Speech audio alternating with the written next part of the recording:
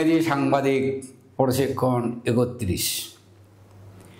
প্রিয় শিক্ষার্থী, আজ উপস্থাপন করব সংবাদের উৎস নিয়ে। সংবাদের উৎস আমাদের চারিপাশে প্রতিদিন অসংখ্য ঘটনা ঘটে। প্রত্যেকটি ঘটনায় কোনো না কোনো ব্যক্তির কাছে গুরুত্বপূর্ণ। তাহলে এসব ঘটনা কি সব সংবাদ হবে? না, সব ঘটনা সংবাদ নয়, কিন্তু প্রত্যেকটি সংবাদই ঘটনা।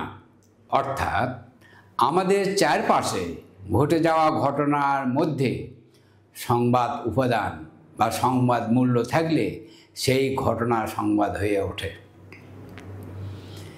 একজন সাংবাদিক বিভিন্ন উৎস থেকে ঘটনা সম্পর্কিত তথ্য সংগ্রহ করে থাকে। সাধারণভাবে আমরা বলতে পারি, সাংবাদিক যেসব ব্যক্তি, প্রতিষ্ঠান বা স্থান থেকে সংবাদ উপযোগী তথ্য সংগ্রহ করে তাকে সংবাদের উৎস বলে।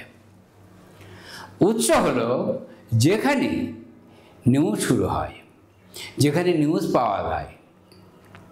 সেটি ব্যক্তি, বস্তু ও ঘটনাও হতে পারে। সংবাদ উৎস খুবই গুরুত্বপূর্ণ।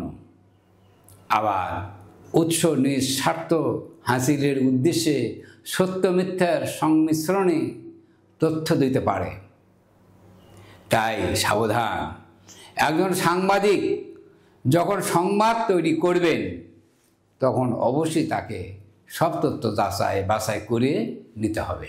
আবার অনেক তথ্য আছে যেগুলো লোকমুখে এমনভাবে ছড়িয়ে পড়ে যে তথ্যগুলি সত্য বলে মনে হয়। আবার সাংবাদিক কখনোই এমন গুজবের ফাঁদে পা দেবেন না। তিনি তথ্য যাচাই করে লিখবেন। এজন্য সাংবাদিককে উৎস সম্পর্কে সতর্ক থাকতে হয়। মূলত একটি তথ্যকে বিভিন্ন উৎসের সঙ্গে ক্রস চেক করার মধ্য দিয়ে সাংবাদিক প্রকৃত তথ্যের সন্ধান দিতে পারেন।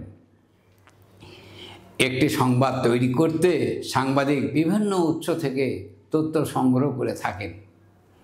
এরপর নিজের বিবেচনায় লিখবেন। আমাদের দেশের মানুষও সাধারণত খবর প্রদানে আগ্রহী হয়ে থাকে।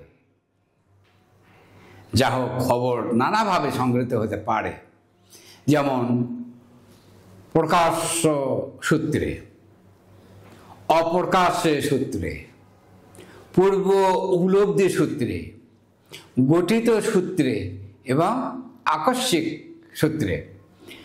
আজ এ পর্যন্তই। আগামী সপ্তাহে উপস্থাপন করব সংবাদের উচ্চস্থল নিয়ে। ধন্যবাদ।